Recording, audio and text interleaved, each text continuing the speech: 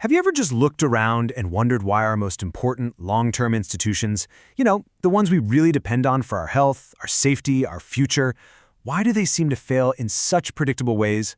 Well, today, we're going to dive into a completely new blueprint that explains not just why, but how we can actually fix them. So, let's get right into this central question. We see this decay happening all around us, but the real cause? It's probably not what you think.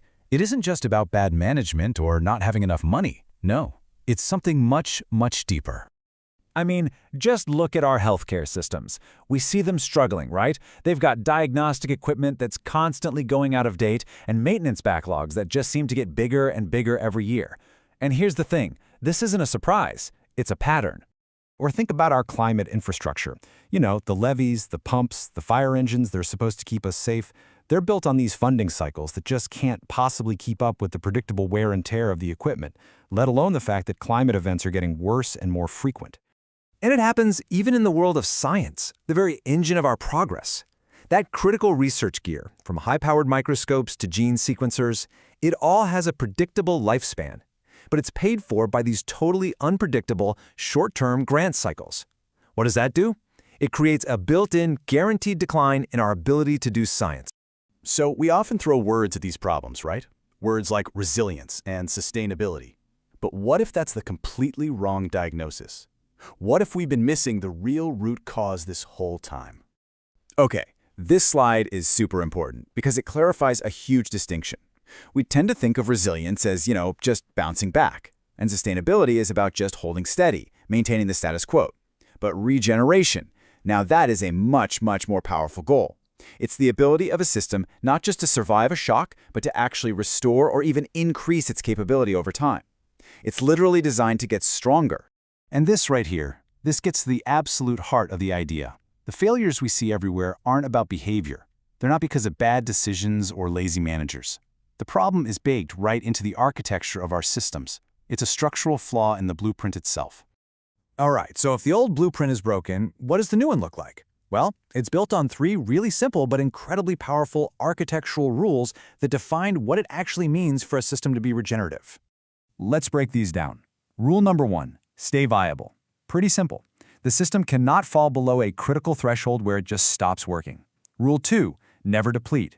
It has to, at a minimum, maintain its core capability, or even better, increase it. And Rule 3, be shockproof. It has to be designed from the ground up to handle predictable chaos, things like budget cuts or changes in political leadership. Now, you've heard me use that word capability a few times, and it is absolutely key. Think of it simply as the system's ability to do its job. So for a hospital, that's its diagnostic capacity. For a lab, it's research throughput. For a levee, it's resilience to flooding. Regeneration is all about preserving and growing this core capability. And there's a really crucial distinction to make here. You've got weak regeneration, which basically means a system just holds its ground. It avoids falling apart. But strong regeneration, that's where the magic happens. This is when a system is actually designed to accumulate and compound its capacity over time. It doesn't just survive, it truly thrives. So we have the what, those 3 rules of regeneration. But how on earth do we actually build systems that follow them? Well, the answer lies in redesigning a system's relationship with 2 of the most fundamental inputs there are, money and time. So that's the big question, isn't it? How do we get from these abstract rules to a concrete design? How can we build an architecture that actually forces regeneration to happen almost automatically? And here is the absolute crucial insight. Decay happens when a system's long-term needs, what we can call its mission cycle, are controlled by short-term chaotic inputs, its fragility cycle. Just think about that piece of medical equipment that's supposed to last 10 years, but it's funded by a completely unpredictable 1-year budget. That mismatch, that is the source of the rut. So the solution is to fix that fundamental mismatch. The architectural fix involves redesigning 2 key things. First, the capital architecture, basically how the system gets its money, and second, the temporal architecture, how the system actually experiences time. And here's what that redesign looks like in practice. On the money side, you move away from those fragile short-term grants to something called perpetual social capital. That's funding that's actually aligned with the system's real long-term needs. And for time, you stop tying everything to chaotic political or financial calendars, and instead you create what's called a regenerative cycle architecture that actually matches the system's true mission clock. So let's talk about the impact. Because when you actually apply this new architecture, the results can be absolutely transformative. We can finally start to design systems that are genuinely built not just to last, but to get better. You know, the real power of this whole framework is just how universal it is. This slide shows how that core solution, aligning capital and time to the mission, works across totally different fields. It doesn't matter if you're fixing a hospital's budget cycle or a city's climate planning cycle. The underlying architectural fix is exactly the same.